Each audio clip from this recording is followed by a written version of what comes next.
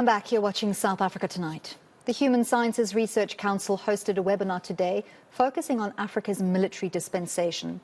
This in response to the current conflict in Sudan and the implications for peace and security on the wider continent.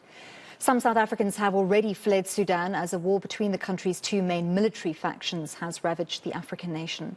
To speak to us on today's webinar and its outcomes, I'm joined by Dr. Achu, Senior Research Specialist from the Africa Institute of South Africa. Thank you very much, Dr. Achu, for your time this evening. Can you tell us firstly a little bit more about the theme of today's webinar and what some of the main aims were going in? Thank you for having me. I think the main theme for the webinar was to look at some of the key issues arising out of the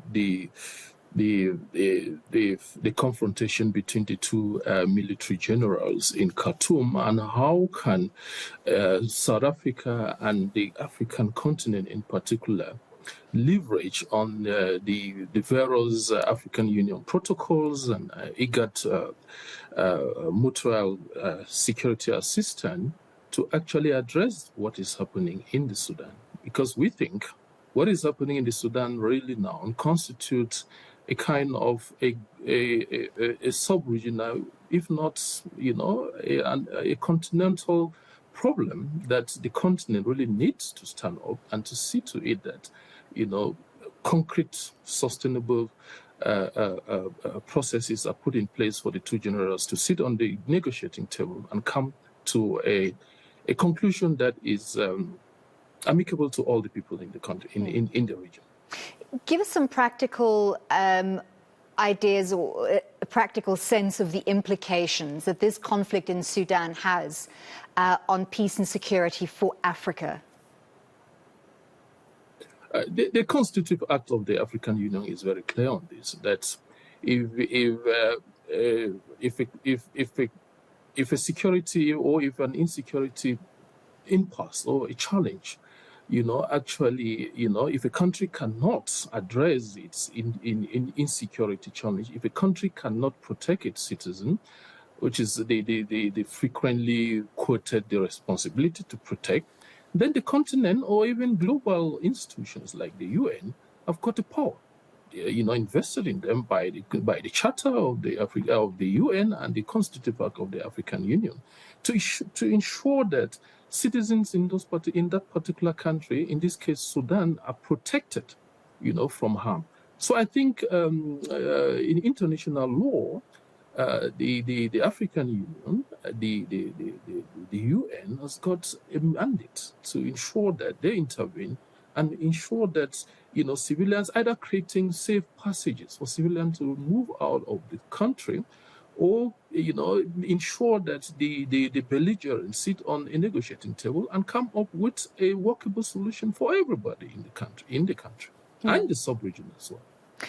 Did speakers at the webinars make some suggestions for the kind of interventions and initiatives that should be taking place to get these two military generals around a table instead of, to see this fragile truce not holding?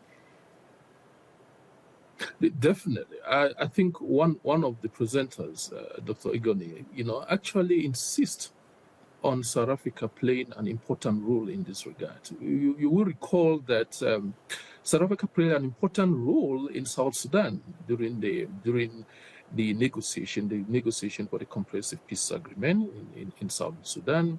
The training of South Sudan civil service.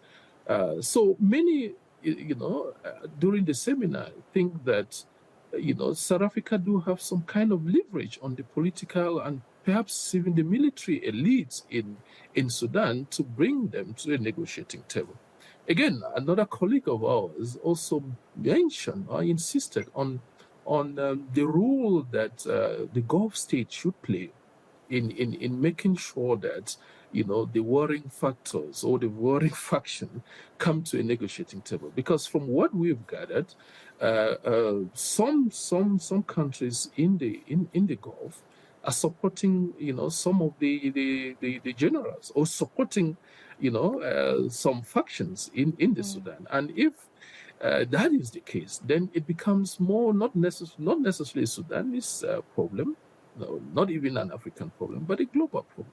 And we now think, and some suggest that for this to happen, then the UN really needs to get involved, bringing the Gulf states on, and to negotiate with the military generals in Sudan, so that some kind of a truce could arrive at, and during this truce process, and then perhaps a workable solution for taking the country out of the present embargo should be discussed. So we know that Sudan was in the middle of a sort of a transition period from, after the ousting of Omar al-Bashir, under military rule, moving towards, hopefully, towards civilian rule. And this instance can serve as an example of similar situations in other African countries.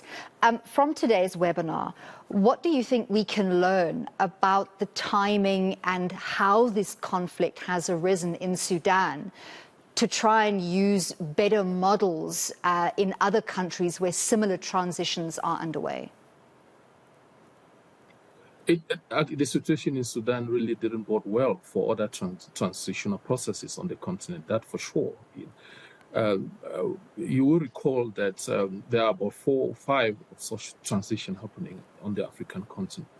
In Chad, Mali, Guinea, Conakry, Burkina Faso are going through a similar process, a similar transition process.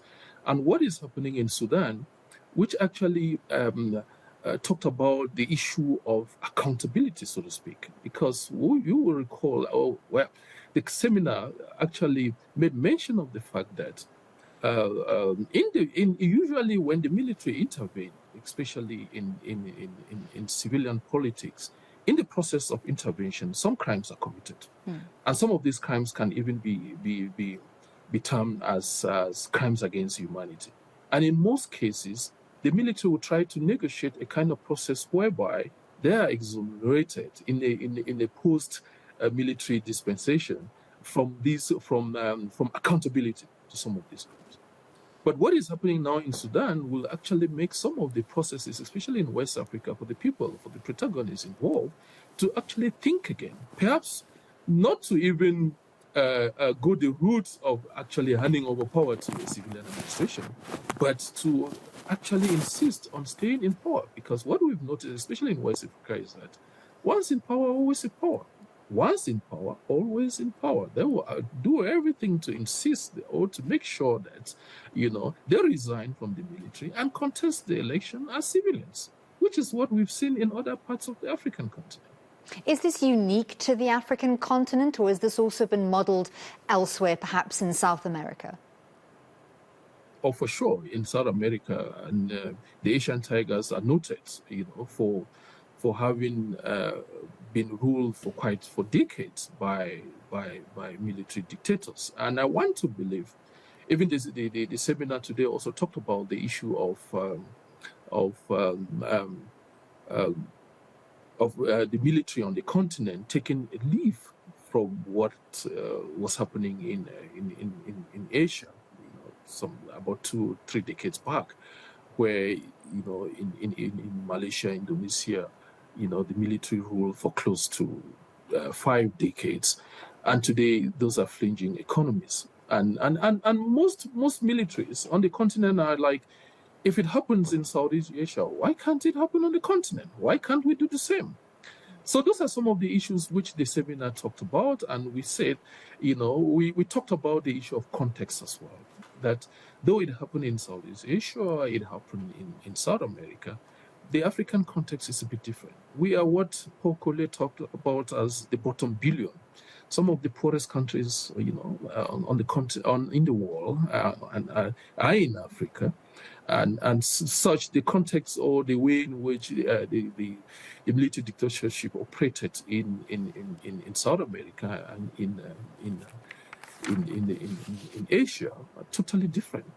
Besides, the way in which the economic situation, the traditional way of managing the economy, that is very peculiar in Asia, does not that kind of situation does not it's not on the African continent. So there are different contexts, thus meaning we need to adopt or look at different ways in which we need to resolve. Yeah.